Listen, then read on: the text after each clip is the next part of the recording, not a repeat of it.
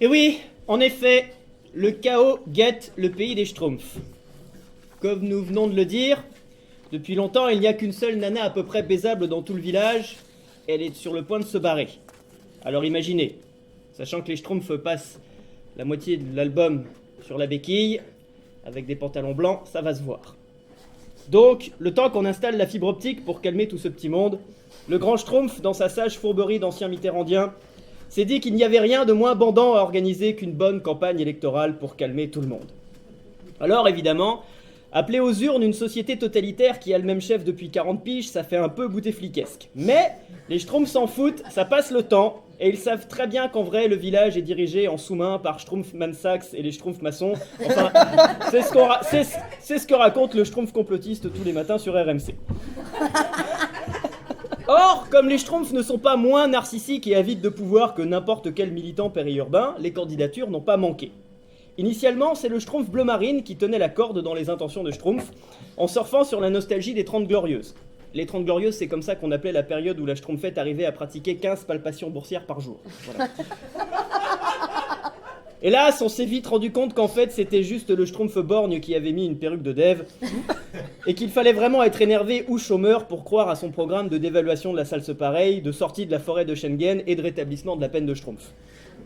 Oui, la peine de Schtroumpf, je précise, c'est quand au lieu de faire soigner les Schtroumpfs noirs par le grand Schtroumpf, on les enferme pendant 25 ans et un matin, on les attache à un arbre pour voir ce que ça fait de leur injecter des extraits de champignons vénéneux.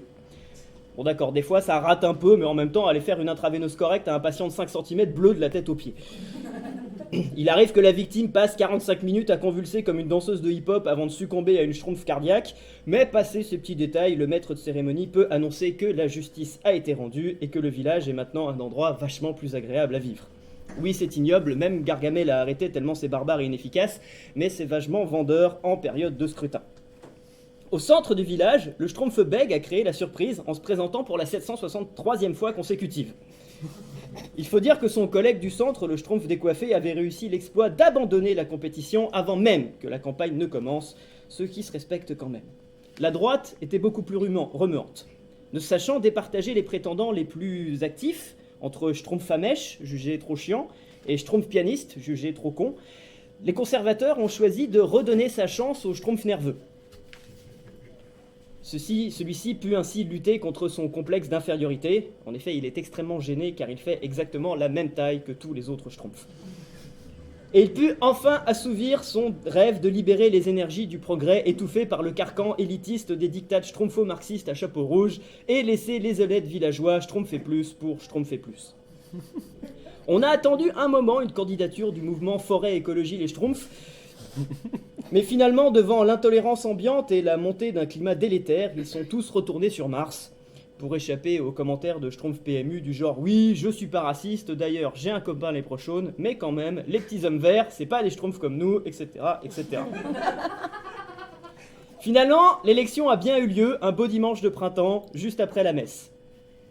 Non, ne faites pas les étonner. Il est vrai que Peyo est resté assez discret sur le rapport des Schtroumpfs à la transcendance, mais vous vous doutez bien qu'une communauté de petits êtres juvéniles, perpétuellement occupés à gambader torse nu dans une forêt en attendant les prochaines instructions d'un vieux barbu infaillible, l'Église catholique allait pas les laisser tranquilles très longtemps. Donc ce dimanche-là, pendant que 60% du village avait rejoint le Schtroumpf pêcheur et le Schtroumpf bouliste, une poignée de courageux se rendaient dans les bureaux de Schtroumpf pour, à la surprise générale, élire le Schtroumpf mou au poste de... Bon, pour élire le Schtroumpf mou. Il organise... Hein ? Non, rien. Non. Il organisa une grande fête au centre du village avec son premier ministre, le Schtroumpf dormeur, son deuxième ministre, le Schtroumpf de droite, et se lança dans un long discours accusant pêle-mêle le grand Schtroumpf, Gargamel et les dessinateurs bruxellois d'être à l'origine de tous les maux, avant de conclure en émouvant « Le Schtroumpfement, c'est maintenant ». Au moment où il finissait de schtroumpfer cette phrase, le Schtroumpf ingénieur annonçait qu'il avait fini d'installer Internet dans tous les champignons, et la place du village se vida comme un compte en banque de retraités, parce que la politique c'est sympa, mais là c'est l'heure de Game of Schtroumpf.